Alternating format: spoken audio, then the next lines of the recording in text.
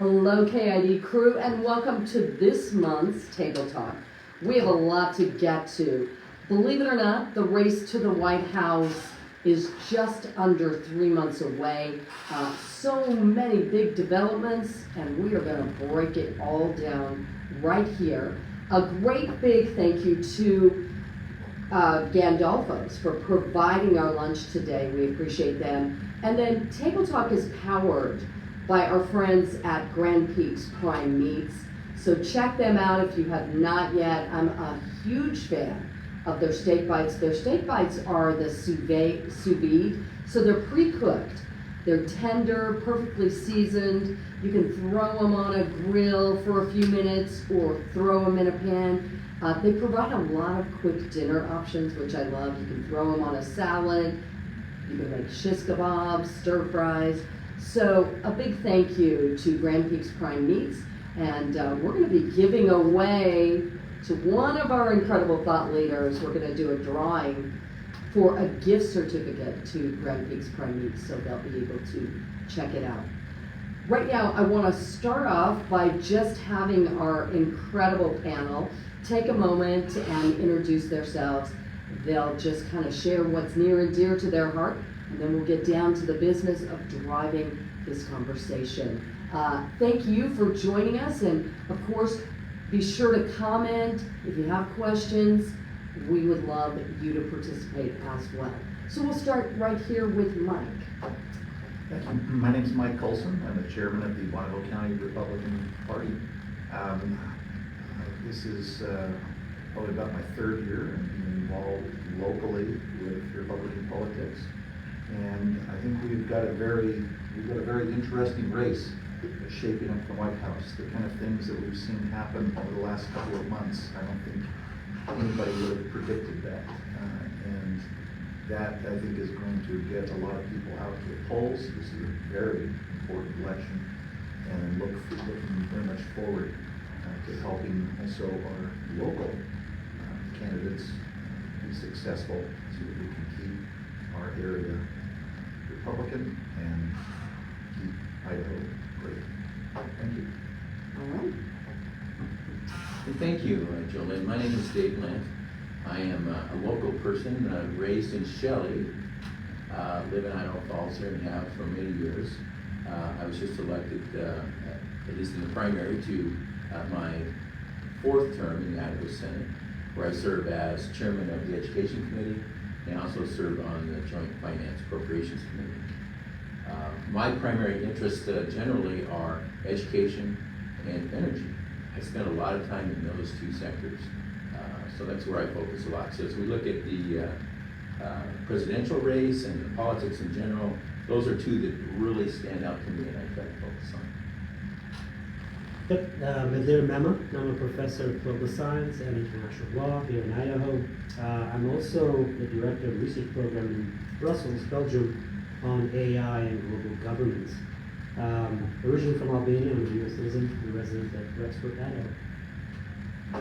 My name's Kyle Perron. I just here to talk to all these people. I've been in Idaho Falls for 20 years, originally from Spokane. I'm just here to be in the conversation. And Kyle, you are headed somewhere pretty exciting. Tell us about that. Oh, Bozeman, right? tomorrow I'm going to the Trump rally in Bozeman, and I'm going to people that I'm going to see there or will be interviewing me, but it's just because I'm in the chat with 100,000 people all the time, and they like to show off the faces of who's in the chat.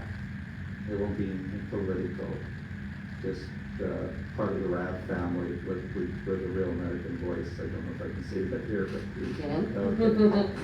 Okay. But yeah, what a great experience for you to be at a Trump rally. Yes, and Dan. Yeah, Dan Barker, Bonneville County Democrats, chair of Bonneville County Democrats. I also grew up here in Idaho Falls. I'd say very similar issues, and I think just on top of that is, certainly our environment here in Idaho, and then building up our community. So strengthening and building up our community. Those are important tasks for sure. So before we joined you guys, KID crew, we were just kind of having a little round table and talking about the fact that trying to find common ground is important because history teaches us where there's unity, that's where you're going to find the strength, and where there is that division and chaotic nature, you start to see some downward spirals. But we all agree that finding common ground and coming together is not always easy. And one of the things that breaks my heart, and I continue to hear it, is that a lot of people this time around are saying, I'm done. I don't like either choice. I'm throwing in the towel. I don't want to vote. And I think voting is such a sacred privilege. So I'm hoping that we can, in the next few months, really encourage people to get out and let their voice be heard by casting their ballot. So the first question that I want to start with is, what do you think we can do to increase voter turnout, to get people to get off of the sidelines and get involved? And we'll start right here with you, Dan, because we started with Mike first, and we'll just go around the table, and then we'll kind of just let our conversation evolve. We're gonna have some really productive dialogue. I think a big part of it is making it safe again. I think there's been an opportunity where people have felt that they have to put themselves out there in a way they're just not comfortable with. I think that's driven some of it. I think the other one is, you know, as representatives are out there trying to drive voting, is meeting people where they're at. I think that in today's world that's changed so much, you know, I think one that I think of is like a parade or a fair. Those were great places for us 20 years ago. But nowadays people meet up in such different ways, and often very virtually in social areas, and so trying to find better ways to meet people where they're at, so that they can be better informed and see that they do have a community here, regardless of what side that is, that they do in fact have that community, and that there are people that want to represent them, and they want their vote. They want to stand up and be represented in a way that says they were well elected into their position. And I think that's important, especially when I think election rates or voting rates are somewhere in the 30s. You are speaking my language. Yeah. Communication, I think, cannot be underemphasized right now. In a time where so many people are disconnecting, I think we've got to do everything we can to emphasize that sense of community and to spark really good communication. Kyle, how about you? What do you think it's going to take? This election has such drastic choices, one side versus the other, and that's not how you bring people together. But I thought you mentioned that having people who aren't interested in voting. Well, do you want wars? Do you want peace? I think that is one of the big issues right now. Do you want inflation to keep going? Do you want inflation to stop? I think pointing out what is at stake here is how to get people to the polls. There's so big a differences, and we just need to point out. I'm so sad to say, I want everybody, our community is together, but in the big picture of the United States, there are big choices to be made here in this election, and I'm just going to point them out. I don't want to badmouth one side versus the other, but I believe that we are heading to war right now. The whole world is about ready to explode. The whole world does not want Donald Trump elected, so they'll stop him at any cost. And if he does get in, things might go back to the way they were a few years ago. So I'm going to point out the differences in where, if I ever heard the differences, if I could get the person running for the president of the on the Democrat ticket would ever speak to the public or do a news conference so we could find out, I could maybe find out if I might want to vote for her, but I doubt that's gonna happen, so.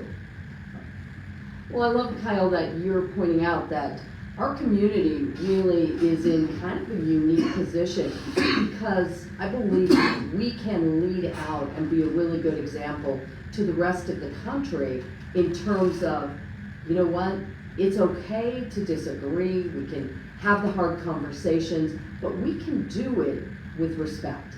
And where there is that respect, that's where the magic happens. Because all that mudslinging kind of shuts things down, so thank you. I think the focus on votes is important, but let's focus on outcome over process. And I think what I hear you talking about is that, you know, how do we make sure the process is actually done in such a way that brings us together, that separates us. What concerns me, because I mean, we're talking about votes and outcomes. You know, what else great voter turnout? Russia, right? So if voting is your measuring stick for successful political and, you know, electoral outcomes, I don't think that's a very good one. So how we go about it? How do we bring people? Do we alienate people? Do we stop them from voting? Do we make it easier? Do we make it harder to vote? And those, I think, are important markers. I think that's so focusing on the process then, I think, is important. What concerns me is that Kyle kind of said something very interesting, and you seem to support that. I don't see any evidence against what you just said, and that is that, you know, we do well in our community. Well, our community is quite homogeneous, right? And you said that you were nominated in your party and most likely will be elected in November, right? There is no real opposition to a one-party system in Idaho, right? And if you have an R next to your name or a D in certain areas, right, you are going to be elected.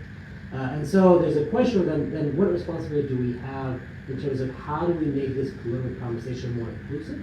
How do we bring more voices into the conversation?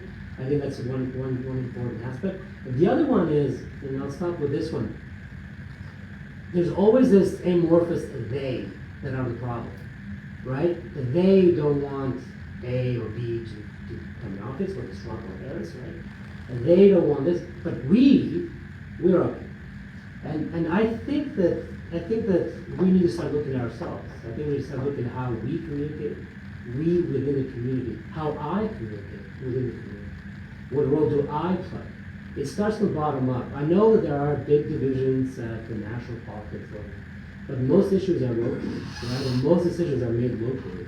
And I think that if we can have a different kind of conversation, perhaps a more inclusive conversation even here in Idaho, between the Democrats and Republicans and other parties, then I think that then can kind of percolate up to the top.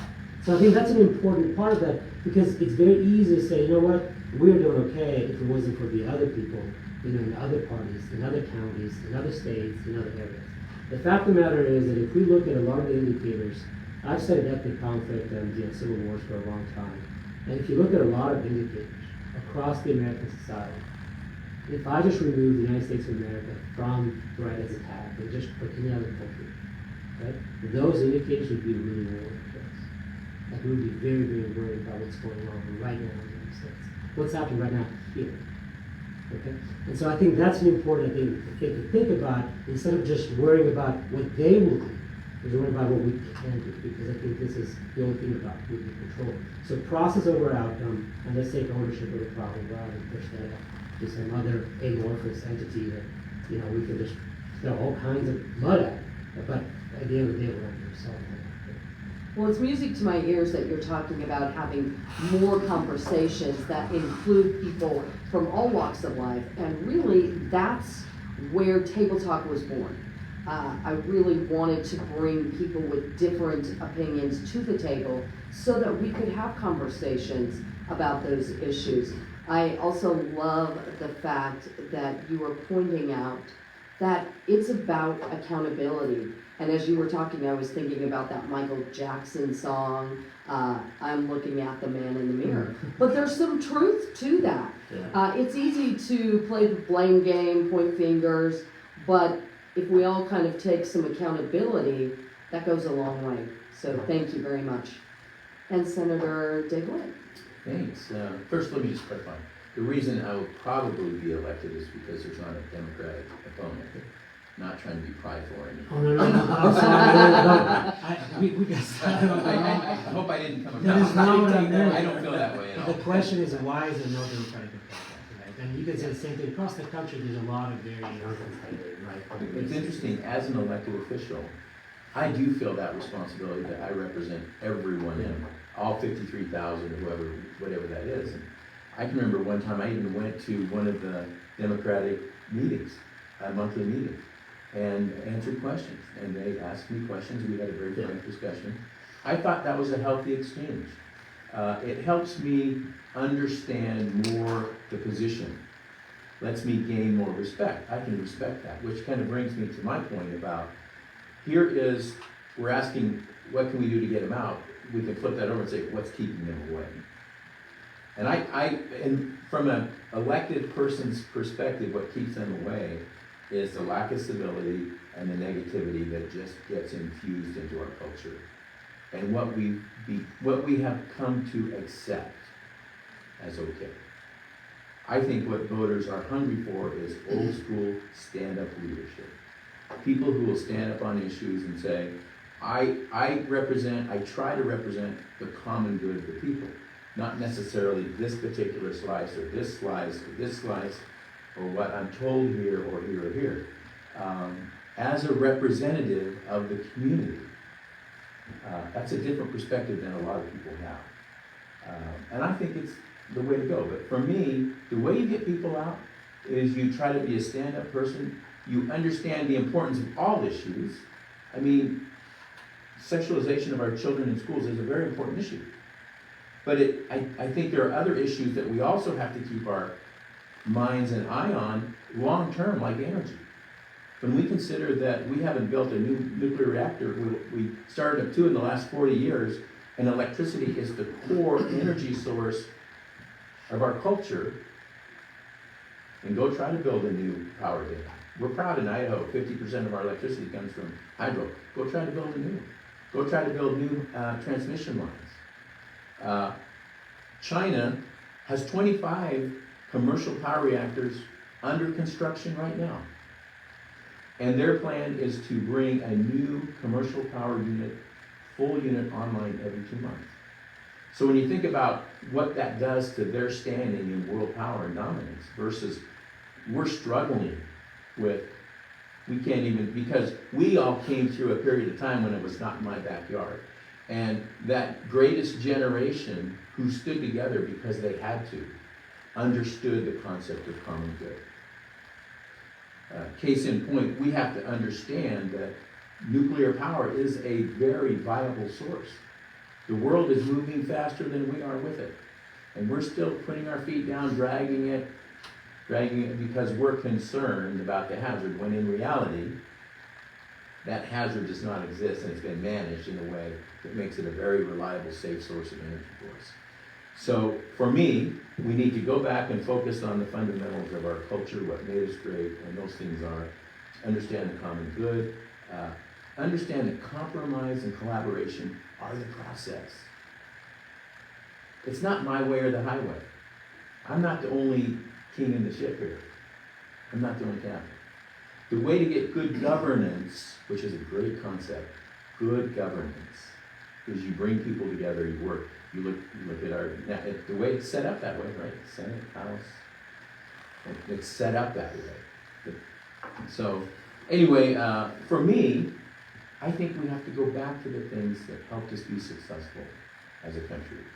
Our country came to power as the world power at the end of World War II because Britain had been until then. World War I and World War II basically drained them. We stepped in. We now have become the dominant power in the world. If we don't maintain that, someone else will. And whoever is the dominant power in the world sets the tone and the pace of what happens. So we are at a cliff, in my opinion. There's a lot of hard decisions we need to start making. And I'm so concerned that we're caught up in these issues that are taking the air out of the room, the energy, so to speak, and we're letting the important long-term issues pass us by. And as a result, it will have long-term negative effects for us. To get to your point, China is building those in Africa, where they have the coal there. And the UN and the United States have been against keeping Africa from building power plants. Now China owns a lot of countries in Africa now, including Mauritius. They've modernized Mauritius, and they even fly Chinese flags in Mauritius in some of the compounds. So they are working because they're giving third world countries power. They're thinking way ahead, and we're going backwards. And I'm not talking about domination. I think we should have helped Africa without giving them solar power. We should let them have real energy, because I've heard that most kids in the continent die from what they burn to cook the food. Anyway, your point, yeah, I like that. And to further that, just very quickly, in the United States, case in point, in Idaho Falls, we essentially have the capacity to be the world leader in nuclear energy. We have the national lab that's designated that. We're leading the world in small modular development, micro development. At the same time, we have over 300 coal fire plants in the United States that are aging out. 300. Aging out. Something has to be done. They have workforce, they have communities that are accepting, they have infrastructure, they have power lines for transmitting energy. And we're dragging our feet, we're tying our own hands instead of stepping forward. And that's when I talk about old school leadership. I appreciate that so much, that stand-up, old-school leadership. That's what thought leaders really do. They kind of remind us of that old-school leadership. Yeah, Dan. I was curious, because like is it the political divide that's driving our prevention from like pregnant? Because I'm all for it, but I think I remember reading something about municipalities holding us back. So is it our political divide that's pushing us back from our growth in the nuclear side? It is. Is it, and that's the question, Dave. Yeah. The specific, if we're talking about small modulars. Yeah. Here's case in point. The way that was set up, the New Scale project, was they went out to utilities, small utilities across in the Erie Mountain area, Idaho Falls being one of them, and asked them to bankroll basically and stand behind the construction. Gotcha. So, interesting point. We're relying on them, and as this new first of a kind breaking the ceiling, it's going to have some problems. It's going to take some time. It's going to have, and these municipalities out here are saying, we don't have the deep pockets. Yeah, that was. So what happens is they say, we gotta pull back because we have to minimize our risk. We can't, Idaho Falls Power can't go bankrupt over this. Sure. My thought is, this is where the common good, our federal government steps in and says, we're gonna be the deep pockets to get this off the ground. Then the commercialization takes place. But most people don't realize, we've developed over 50 nuclear reactors on our desert. This is where most of it all came from, the technology. This is the place. We have the workforce, we have the capacity, we have the expertise. And we're not moving forward with it. It concerns me. There's a lot to be concerned about, yeah. And I again, showing where there is common ground, there's common ground there. I am married to an engineer in nuclear power, and they repair plants. And during Obama, he did everything he could to stop everything. He would regulate, and a lot of brand new ones just took the insurance and stopped building. And then everything turned around for a few years recently, and now it's all going backwards again. So it is political also. Depending on the facts, yes, there's much politics. I'm being very general, but yes, it is political one way or the other, a lot of it. But it just feeds the divide. Like what you're saying is you're willing to feed the divide. That's where you put your effort. I'm just saying what stopped a bunch of nuclear power plants from. It's not true. What you're bringing up is not even factual. Okay. You're banking on the political Let me divide. jump in on that then, just to finish this question off, and probably I'm sure get into that. Yes, I would love for you to get your chance, Mike. One of the things that's very important to your question about how do we get more common ground. And I agree with your assertion, just the fact that we had more people voting doesn't necessarily equate a good result. I mean, Venezuela, another perfect example of this. I mean, if you truly believe in a Maduro win an election, you're probably drinking the Jim Jones Kool-Aid or something. But ultimately, one of the things that I'm very hopeful for, and we saw this recently, Frank Vandersloot came out and had a discussion with the community during the July 4th fireworks, and then also later when he partnered with us to be able to put on an event involving water. The water issue for eastern Idaho, if you didn't attend that event, we saw people from across the political divide that attended that. That is a type of an issue that affects all of us. I don't care what party you're from, whether you're far right, far left, center. That's something that if that does not get tackled in the right way, you're going to have effects that cause people to want to, like we started about it before we got started, you said you moved back to Idaho. Yeah. Because of the beauty here, the community. We won't have that. We won't have it, no. We won't have that. And the amount of people that we packed in and all look at that, I mean, we had people still on the I-15 ramp waiting to get off to come to that meeting. There was a lot of community interest across the board. And there were a lot of our elected officials that were there. That I think also, it was helpful for them to see that people thought that was important. Because as far as what you said, what is it that keeps people away when they feel disaffected by the fact that they have a political idea that they believe that they have voted for, and this is not a knock against Centerland, that if their elected officials are not carrying through on why they put that person in office, they check out. Right? And there's a lot of that. And but this water issue is something you can't check out from Yeah, this. we were 2 weeks away from a disaster there. If those farmers had not stood up, that farmland would have been gone, the crops would have been gone. We're gonna talk about economic. A lot more would have disaster. happened too. Absolutely. So I'm very hopeful that there are issues that are out there that can really start to bring people back into the political process. And in some cases, it really is truly out of necessity. That's one of those things, and this isn't a cultural issue about libraries. This isn't an issue about our foreign policy, whether we allow NATO to, have Ukraine as a member. But this is something right here locally. Tip O'Neill always said, all politics are local. And he was right, because those kinds of things that we sometimes take for granted here in our area, this water issue is now bringing that back up. It's bubbling to the surface. That was the most defranchised I ever felt, was when they made that announcement. And, I mean, how in this modern age can they just make that announcement? And they would have had way too many problems, way too fast. I'm sure glad they settled it for this year anyway. But that is the point where people step forward. Senator Lent and his colleagues, I think, are very much focused on this particular issue. I'm sure they'll be working with some of their Democratic colleagues in the legislature. It may come to that where those guardrails need to be moved a little bit. And that's something that when the people start to see that their elected officials are really doing something to improve their lives, you're going to have more people get back involved in it. Because ultimately, we have to restore confidence in our institutions. We've had so many things that have gone south on military. I never thought I would see the U.S. military to the point where it's been as demoralized as it seems to be today. But when we strengthen our institutions and show that they can work and they can do work for the people, that brings people back in.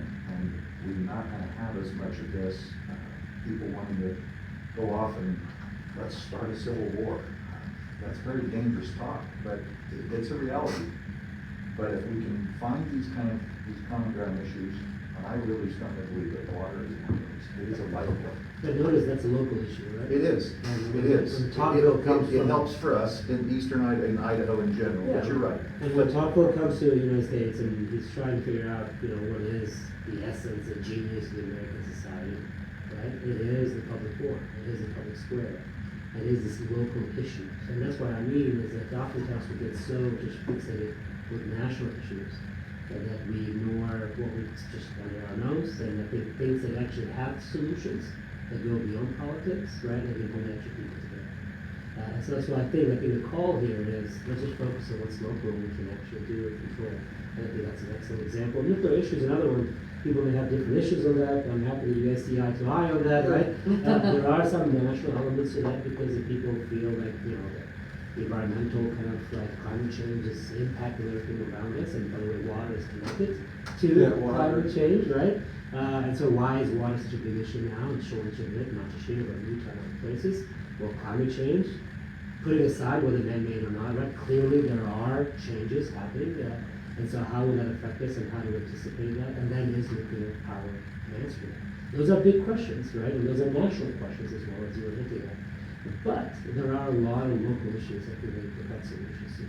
And that's one of those. Well, I think Mike, great for bringing it up. I think one of the things that is kind of interesting about Idaho, I think a lot of times is that we have stayed more focused on our own issues, the things that make Idaho great. And I think it's important for us. As I thought about today and coming and talking about the president, I think that, you know, that's certainly the work I do as a chair, and the work you do as your chair is focused, and the work you do as an elected official is all done within this community. And so I think it's important sometimes to think about, like, if there's anything, I want the country to be great, of course I do.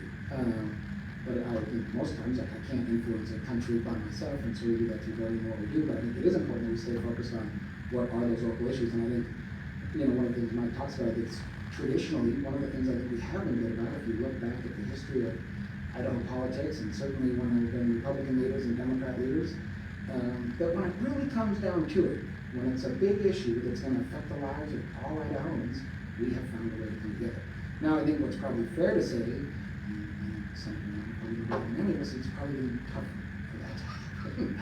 And I think that's why it's so critical that we get better at finding the common ground. Because that's really the problem is, I think a lot of times many of us can block out the noise, but the noise is getting to a point where it's preventing us from being able to do some better work. And I think it's even worse when you see a man like Vandersloot, who I don't know why, I've never really spoken with him, but then to get ridiculed because he's making efforts to jump over the line, to create common ground. The moment as a society we ridicule a gentleman for doing that, we are hoping that it just continues to grow. I agree completely. We do what you just said. You come together really fast in Idaho. I mean, you hear something on the news, everybody goes nuts, and they fix it right away almost around here a lot. That's good. My issue with Vandersloot is a lot steeper than what you just said. Do you know him personally? No, just through the caucus. He took 12 minutes. He only had 3. I got hit for saying get off the stage, but it's a lot deeper than that too.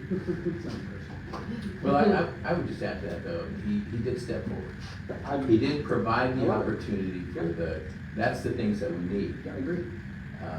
Provide the opportunity to have the conversation, to bring the issue up. He does great work. That's good. And I think as we focus on what's the good, all of us have those things about us that, you know, somebody doesn't like, or we say things sometimes, but I'm all about issues. I'm not a personal person. I was just sitting in the front row waiting to talk for you. But anyway, I can look at both sides of who does the best, and he does a lot of work for Idaho. yeah, I think so. But those kind of things that you point out, those are Idaho, unique to Idaho. And if you're looking at it from a national perspective, as far as you've got your camps in this presidential election, they're very stark, different contrasts. You know, again, no offense, but the Democratic Party today is not the Democratic Party that that my grandparents knew. It's completely different. The choices are very stark between the two. Sure. The amount of regulations that get put on business, even to the point to where it makes it very hard to open a nuclear power plant, even if one wanted to. See, what California actually, they really, I think, are very anecdotal. They don't like nuclear power, but they had to keep Indian Point open to have enough electricity because they were already experiencing so many blackouts and brownouts. But that should be an example to them that they should start to get more interested in nuclear power and less interested in some of these other technologies that, if it weren't for federal tax credits, would never be able to exist because they're not economically viable. And so when you start to see some of those regulations lifted that affects the entire United States, you get the country back more on its feet again. And Jim Cramer on MSNBC said, if you care about your pocketbook, you'll go with Trump. And those type of issues and what we saw from 2016 to 2020, the country did start to rebound. I remember very well that there was a regulation order that came down that for every regulation that you wanted to add, you had to get rid of 2. And what that was attempting to try to do was, let's streamline and get rid of some of these administrative blocks that are getting in the way of innovation. Because Senator Lent is absolutely correct. 67 specifically types of reactors have been developed at BYU. We have a complete amount of people there, technology there, a micro reactor program that they're working on with Bonneville, Pele. Those particular types of projects are going to show us some results. They can start to show that America can continue to be a world leader. And as the country starts to gain more confidence in its ability to govern and make good decisions, we have more people that want to participate in the process rather than drop away. And ultimately, I think that's going to be helpful to us on a national level when we can do those kind of things, to show that government actually can work for you as opposed to against you. I was in Boise yesterday and was able invited to speak at an innovation conference they had. And in doing the research for that, I had looked at Estonia. We talked about Estonia as who are the nations in the world who are leading in innovation in their economies. And I came across an interesting fact. To open up a new business in Estonia, it takes 3. In fact, if you're coming from another country, you can open a new business in 3. Not 3 months, 3 days. Wow. So when you think about that, and another interesting thing is that their government system online is 99.99% all digitized online, government services, with the one exception of divorce. They say you have to show up for divorce, so whatever that means. But Can't call it in. you can't call it in. You have to show up. No, Estonia is, we can get into Estonia, we don't have time, but Estonia started in the 90s as a libertarian experiment. The first prime minister after the collapse of the communist system was very much a small government, low regulation, and that's gone on for the last 30 years, and led Europe as a result in growth. You can actually become an e-citizen of Estonia. Since you like it so much, you don't have to give up your U.S. citizenship, but that will allow you to build a business there if you'd like to.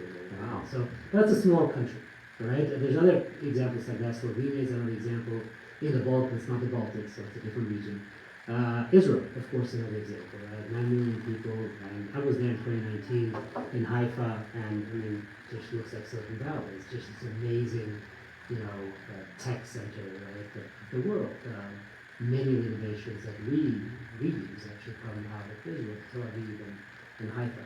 So there are a few of these, but these are small countries, right, with small populations. The United States has this challenge where on one hand it wants to maintain, I'd like to hear kind of your perspectives on whether the United States should maintain at all costs its dominance, because there is an element within the Republican kind of discourse, especially within the Trump administration, before where they just want to move away from Europe, right? They want to pivot maybe towards Asia, but at the same time not willing to pay the price, right, it takes to become and to remain a world leader, right? To remain a global hegemon. And then that of course invites China, right? It invites China's, involvement, whether it's in Africa, Latin America, other places. So there's that one part of it. So one part of us says, yeah, we want to maintain what we currently have, but I don't want to pay the costs associated with it. Because the cost of that is maintaining NATO, right? The cost of that is supporting the European experiment and not undermining it. The cost of that is supporting integration around the world. The cost of that is actually having troops in Syria. We just had a fight now with the Syrian government over an oil, by the way, speaking of energy, up in northern Syria. So are we willing, do we want that? Do we want what people call imperial overstretch, which is also behind the reason why Britain collapsed between World War I and World War II and why their empire. If not, then we cannot feel bad that China is actually in Africa and Latin America. So what do we want? I think we need to make so I'm not sure that's actually a political divide between Democrats and Republicans. That's a divide between people that want to retrench somewhat, and there's nothing wrong with that, and people that feel that they want to remain more integrated in the world, right? So those are divides within political parties, and not necessarily across. Of course, we have Democrats and Republicans disagree over that issue, but I think that those divides are actually greater between the center right, and center left, and the left. And I always say the political spectrum is not like this. The political spectrum is like this. Yes. And actually, the Sanders voters are close to the Trump voters. Then actually, let's say the Harris voters are with, let's say, your run-of-the-mill Republican candidate, right? And so that's an issue I think that needs to be resolved within the various political camps. It's not a clear-cut Republican-Democrat issue. That's hopeful because in one sense, then you can say, great. So we're not divided by politics, we're just divided by issues. And that's okay, let's just figure out what the best thing is, and let's pursue that. But let's not complain that China is everywhere and we are withdrawing when we actually want exactly that, right? When some, at least within both parties, want that retrenchment from the world. And I can tell you, I was in Brussels in February and May. Europeans are freaking out about not just whether Trump will win or not. That's not the main issue. The main issue is what will the United States do, period. Because whether it's Trump or whether it's the Harris administration, they have to deal with this question of checking China in Taiwan, right, in Asia Pacific, where 1/3 of the world trade goes through. Right. And then checking, right, Russia's rise in Europe. You can't do both of them right now. You're talking about the military. Unless we want to keep spending. We're spending $860 billion on our military. And many people could say that's not enough. I'm not sure at what point it is enough for us to be spending this. But of course, you have to keep spending it, or else you can't keep, right, doing what you're doing around the world. And I can talk more about this kind of stuff on artificial intelligence as well if you want, but I'll stop. But I mean, I love that you were kind of pointing out something that I think gets lost a lot of times in the political arena, and that is that if you don't know where you're going, how are you going to get there? Focus becomes really important, and you guys have kind of mentioned that sometimes, as you said, Dave, the air gets taken out of the room, and Mike, you were mentioning we get off into issues that really take away from maybe where our focus needs to be. So I appreciate kind of just that reminder that we do have to decide, what we want as Americans. I understand all that. China, I'm pointing out China. I don't blame them for doing that, and I think they should do that. I think that if there's a market for what they need in Africa, China should do it. I'm just pointing out that's what's happening. I like that we were pulling back but staying. We had the power to go back out if we wanted to. I'd rather do that, pull away from trying to affect the world so much, stay in the trade, but have enough power here if we were ever attacked, I'm being very general and very 80s here. Well, the biggest concern is not about being attacked from China and Russia. I mean, that's not an option, right? Yeah. You may get attacked in Taiwan or Japan.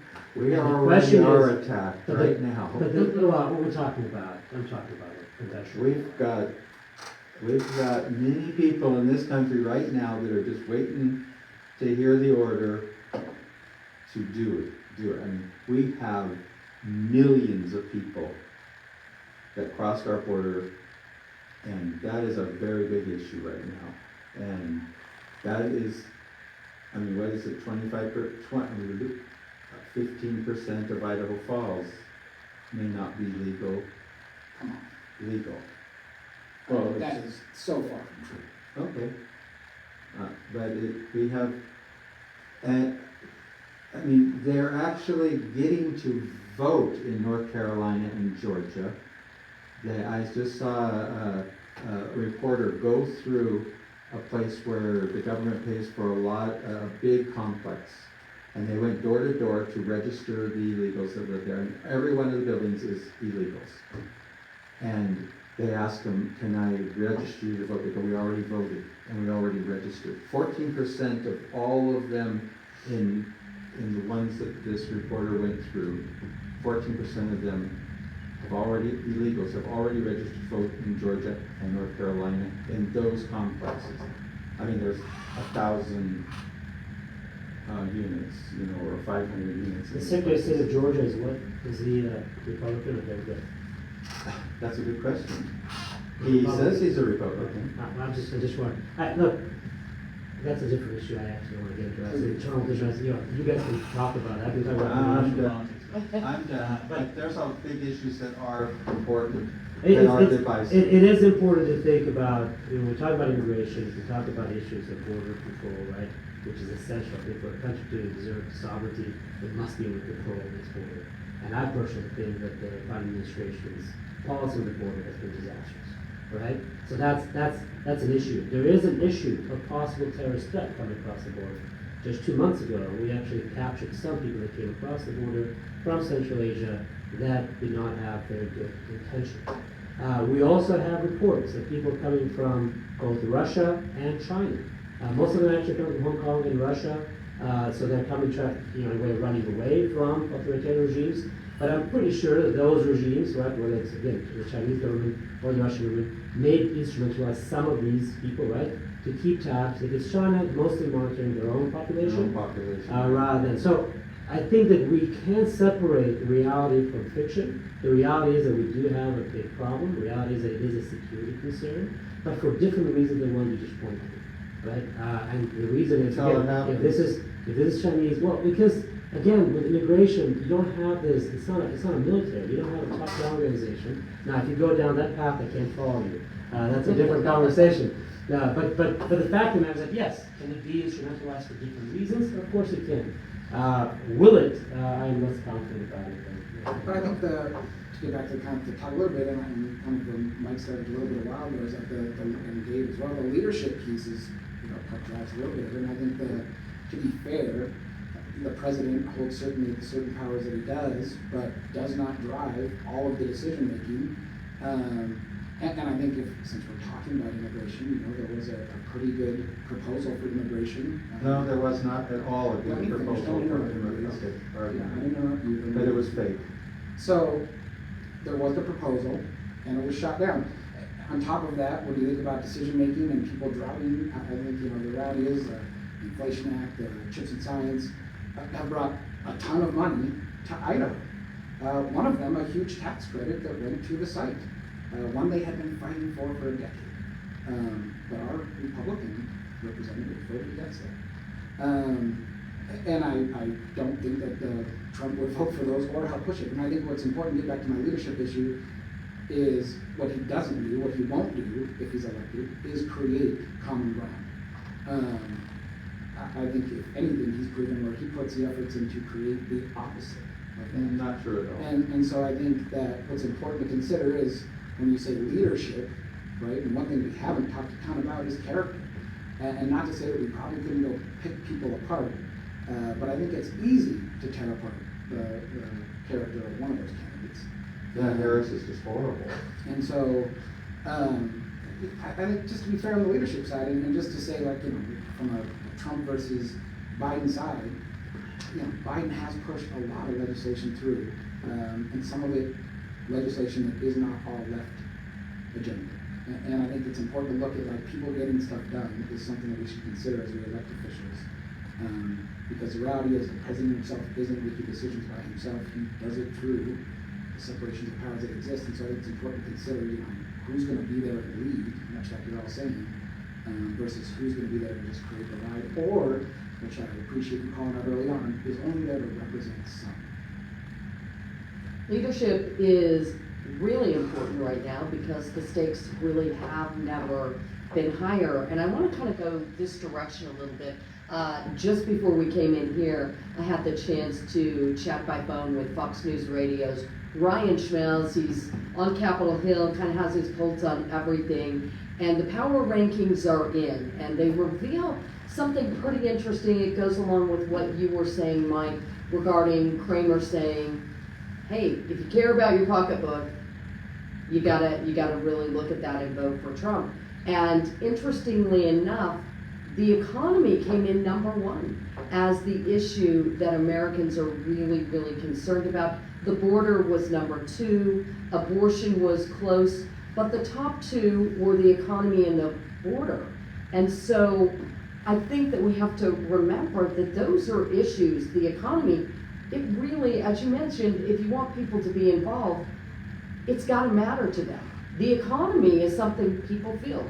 You can try to tell them all day the economy is great, but when they go to the grocery store and everything's more expensive, that idea that the economy is working doesn't measure up with what they're experiencing. I don't care how many ads you can throw at somebody, people feel that, they see that, as they're having to write the check, or they're putting their credit card in there, and they're seeing these prices that have just gone through the roof under the Biden and Harris administration. We don't want any more of that. We have had it with that, and you look at even Kamala Harris was the swing vote on the Inflation Reduction Act. That's the Vice President, Senate, it was a 50-50 tie, she cast the tie-breaking vote.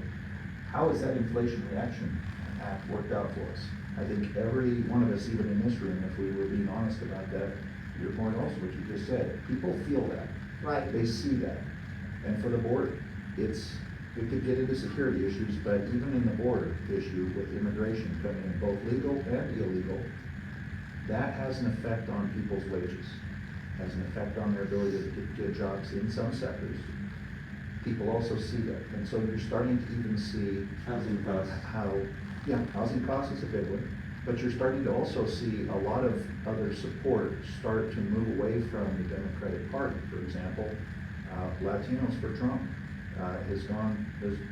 that needle has moved significantly, and it's also moving in the Black community. Why is that? Because people feel these things.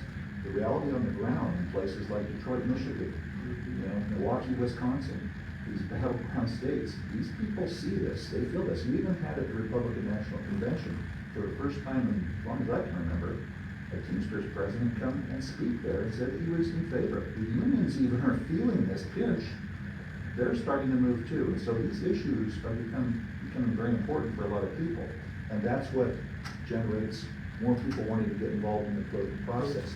Now, if indeed they get in there, what do they expect? They expect those elected officials to carry through on the promises. That's what keeps people engaged and wanting to stay involved, other than hands off, or they check out because they feel they're not being listened to. Right.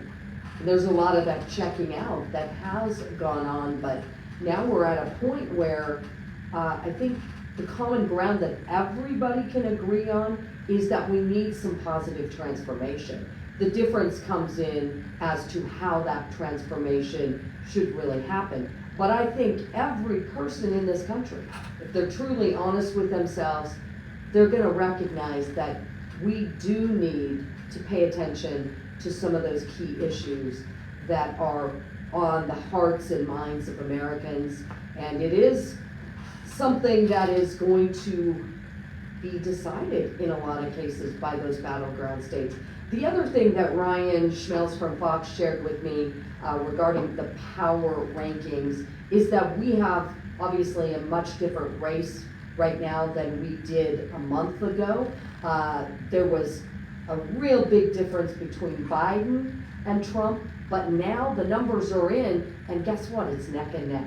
So Harris coming in has certainly infused some energy there for the Democratic Party, and now we know that at least at this point, it's a very close race. And that should be a wake-up call, in my mind, to everyone. You cannot take for granted that your candidate is going to win. You've got to take that responsibility to get out and vote. So with that being said, and with the fact that, yeah, we have a very different race than we did, we're now at a point where we were hoping to see these two candidates, Trump and Harris, on a stage on September 10th, but Trump wants a debate on the 4th with Fox, and Harris is saying, no, we'll do the 10th with ABC. And so we don't even know yet if they're going to actually get a debate together. hopefully they will. So I want to give each of you an opportunity to just say, okay, let's play what if for a moment. If you're advising your candidate, what advice do you give them in this final stretch of the race to the White House? So let's start right here with you, Mike. What advice are you throwing out? Well, I think one of the things that we hear a lot from the media, we hear these red meat issues, or what IQ individual, or maybe there's discussion about one's nationality, but in reality, a lot of the substance of what President Trump has talked about is what I would emphasize to him, to continue to hammer home those economic, those pocketbook issues.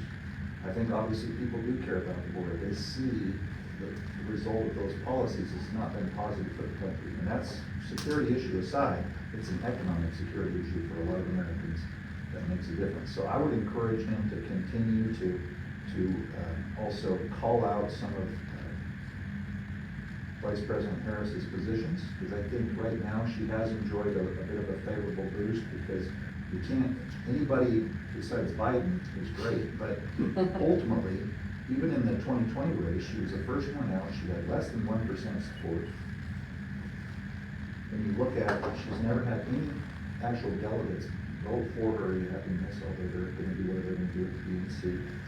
But I would really accentuate the differences between the president's policies and Vice President Harris's positions that she's taken, because believe me, there's a lot there. And don't even get me started on Tim Walz.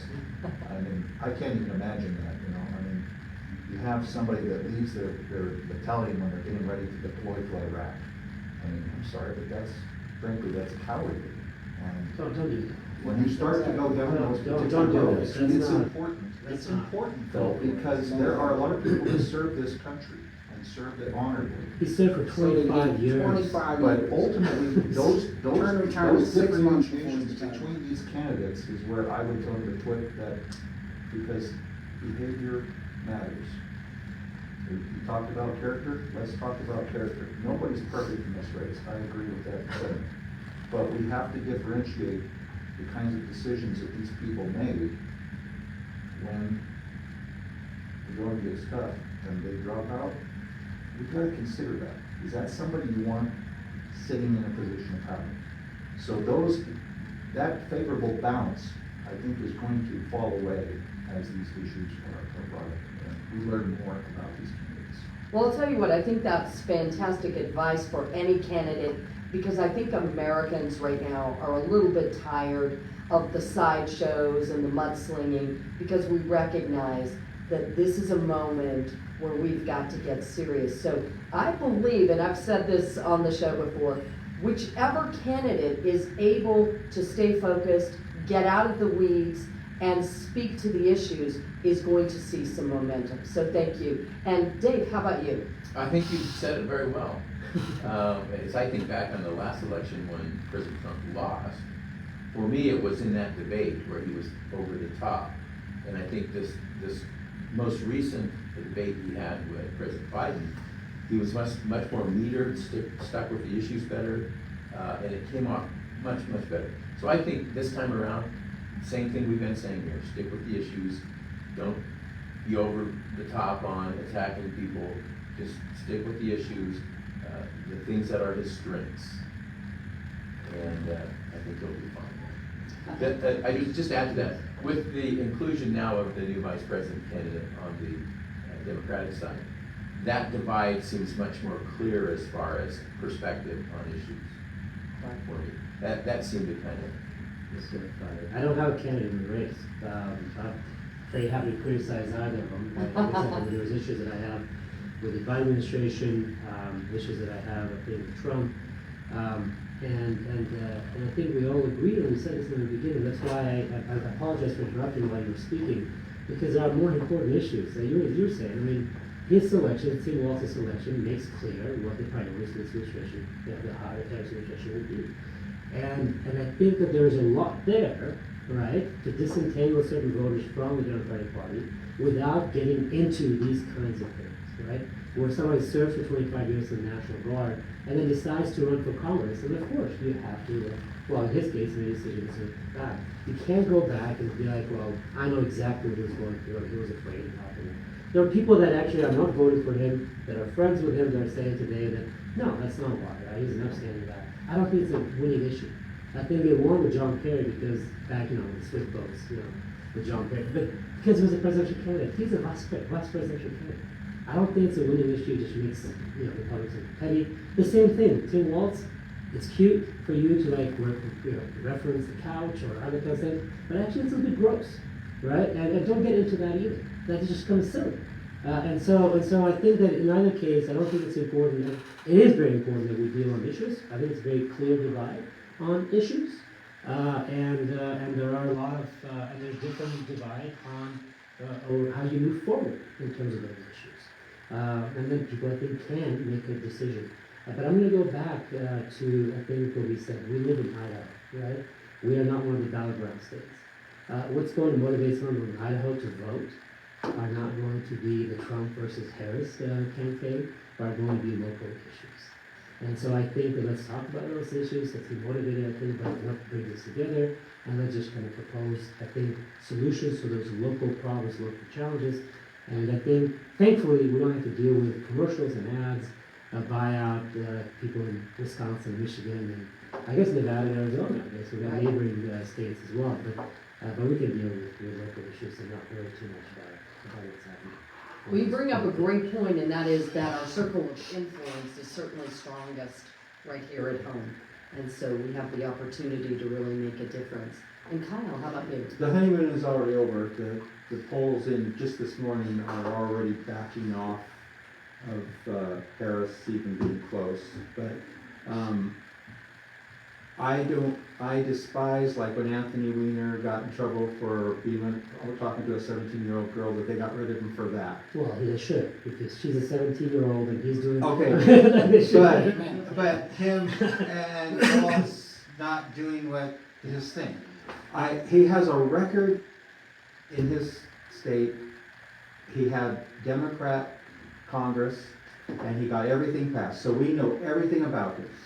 We know Trump's won twice. We know everything about him. So the lines are drawn. You mean Trump won once? Trump won twice. Right. He got the most. He got the most votes twice. But I can prove every part No, of you that. cannot, but that's okay. It's okay. It's okay. Bill Clinton didn't get a majority when he got elected. But we just need to Trump just needs to be who he our is. electoral system at all. Still. But he didn't get the And Harris majority. has to, well, she's relying on the 2 million illegal. It only takes 5 counties in this country to win an election at this close thing. It's 40,000 last time. They easily have, they put 50,000 votes through that night when they closed down that Georgia thing, and we have the video. Everybody says it's been in court 60 times. It hasn't. 2 of them got heard. They were all dismissed without standing, so no evidence was ever heard. But that's neither here nor there. Trump just has to be who he is, and I hope Harris starts talking to the press and to the people and to everybody else. I could tell Harris how to win. I could tell everybody how to win.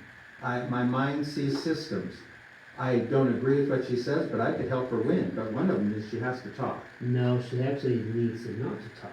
Yeah. Because we do know what happens when she talks. But they're just relying on, That's they're relying on a steal not and to they talk. make their bet.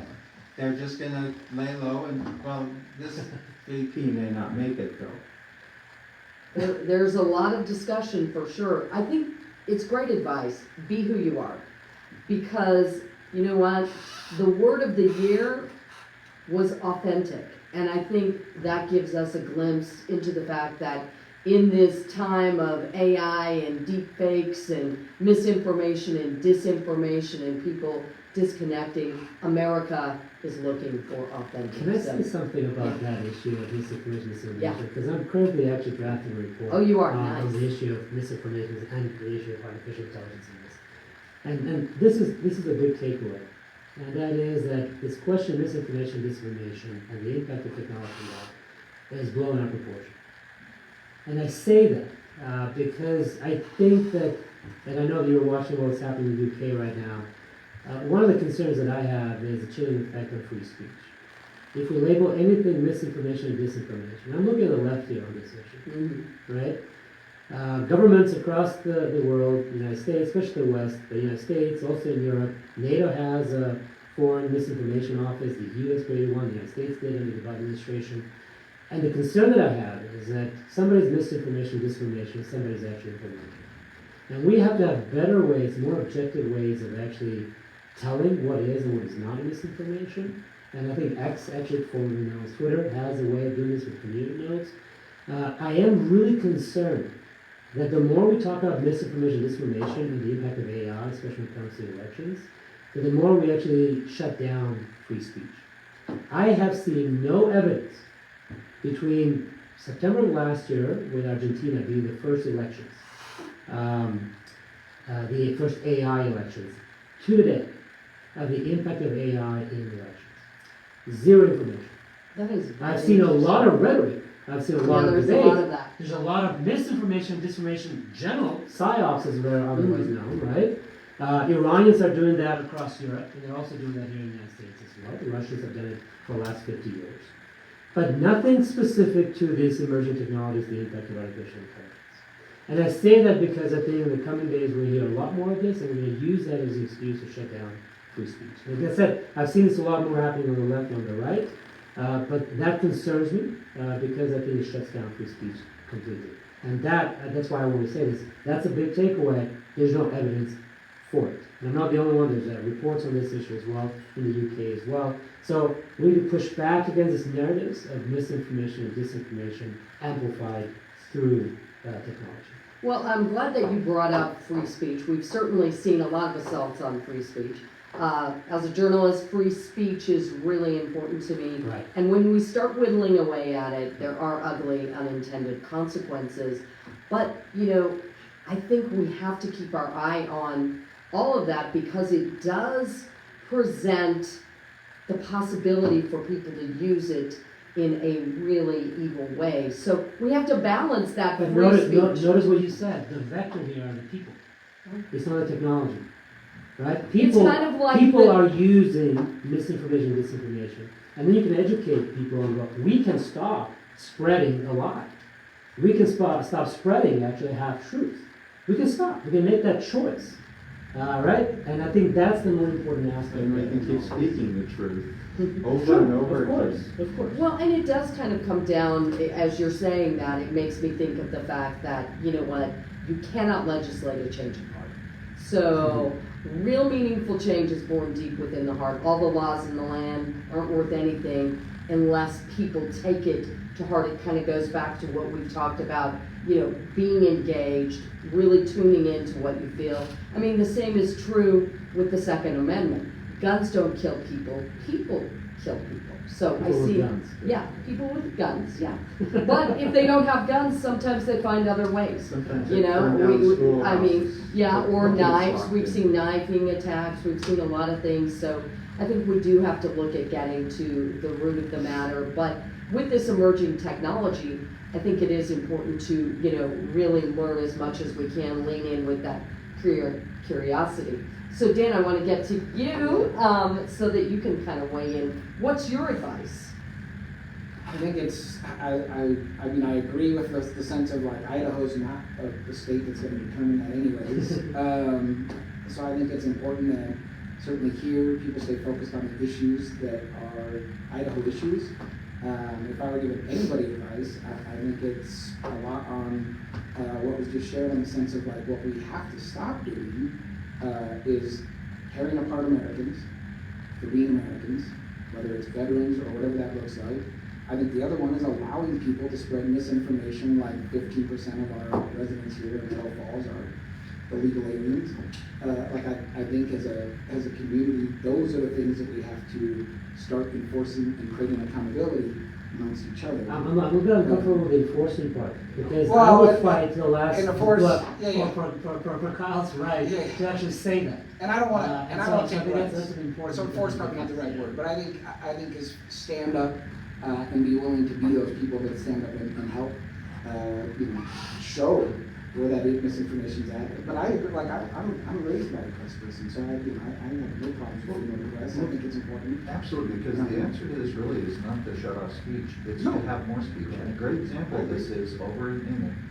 when the individual, who actually was a Welshman, was born in Cardiff, but from Rwandan parents, the initial misinformation that was on the internet was this was some illegal immigrant that came in the country and used a knife, killing those 3 children at that Taylor Swift theme party and injuring another 8, right? That was completely false, right? So what did they do? What could they do? Well, you actually had some far-right protesters starting to come and get in the mix on this. But what the other sides ended up doing, people came together, and in fact, you see some of the pictures of the people got together and said, look, we are not for this type of hate. You know, this is not an immigration issue that caused this. This individual was born here in the UK, and they came together in great numbers, exercising their speech to counter that other speech that was clearly false. Now, what the UK government was looking, I think this is the slide. Right. They're wanting to shut off reports about who the attacker was if it didn't meet certain criteria, right? That's the wrong approach. Right. That the government should not be getting involved in doing it. Right. And that other speech that those individuals used has now started to, I'm not going to say it's calmed the situation completely, but it has started to push back in a way that's positive and really lets some things, he said, to where the truth comes out on the table, and then people have to really question, oh, geez, okay, yeah. And maybe they don't trust that news source, again, where they got that from. See, you're right. More information would stop that. More information about when Trump got shot would stop all the people rising up. And but I do disagree with the fact that BBC and Sky both went nuts on saying right wing. They just said right wing like they knew all the people that were chasing these people down. I disagree with that when I was watching. I'm just going to say I don't know if it was right wing or not. Yeah. But yes, the more information, the truth will keep people from rising up so fast. I mean, I'm not into that rising up to, because I disagree with one little story I saw, or one person who did a crime. But England does that a lot. I'm generalizing about England now. But they react very fast.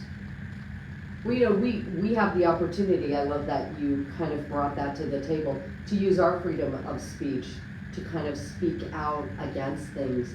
And one thing that I have learned over the years as I've interviewed veterans, every veteran that I have ever interviewed will fiercely defend somebody's right to say what they say, even if they disagree with them 100%, because they know the cost of that freedom. They know what it took. And so I think, it's a good reminder that if we don't like what somebody says, we can use our freedom of speech to raise our voice and to speak out. And, KID News Radio's own Jimmy Fela, which, by the way, he is absolutely hilarious. Every time I interview him, the challenge is not to laugh through the entire thing. He's just naturally funny. But he recently wrote a book that I think is so powerful, and it goes along this line. We've gotten to a point where we make people afraid or fearful to use their freedom of speech. So his book is Cancel Culture, an A to Z guide for winning the war on fun. And it's about, what? We've kind of got out of control. People are scared that they're going to be, and it starts at a young age too. It really does. You have kids in high school saying, ooh, I don't want to get canceled. I mean, it's gotten out of control. So if you haven't checked out that book, I'm telling you, it's worth a read. It really is. But I think that also gives us something to kind of end on, thinking about the ways that we're using our freedom of speech to make a difference, to stand for what we believe. I want to thank you all. Time just flies when you're having fun. We're going to do a drawing, so let me reach right over here, and I'm glad I didn't knock my Coke Zero over. That would have been disastrous. So I'm not going to look. I'm just going to kind of, and this is going to be for Dan Barker. This is going to be a gift certificate to our sponsor, Grand Peaks Prime Meat. I really want to thank Grand Peaks Prime Meat for powering this important table talk discussion. We're going to keep doing this, as you know, every month. because I continue to believe that when we come to the table and we break bread and we have conversations, that's where the magic happens. And we're going to continue here at KID News Radio providing those opportunities for differences of opinion to be discussed in civil and respectful ways, because the truth is, compassion and humanity are not partisan issues, and there is room at the table for everyone. So thank you so much, and let me not forget, we were breaking bread today thanks to our friends at Gandolfo's for providing a delicious lunch. And thanks to you, KID crew, for tuning in and being part of this conversation. You can share this with your friends who you think might enjoy the conversation that we had today. So thanks everybody, and have a great evening.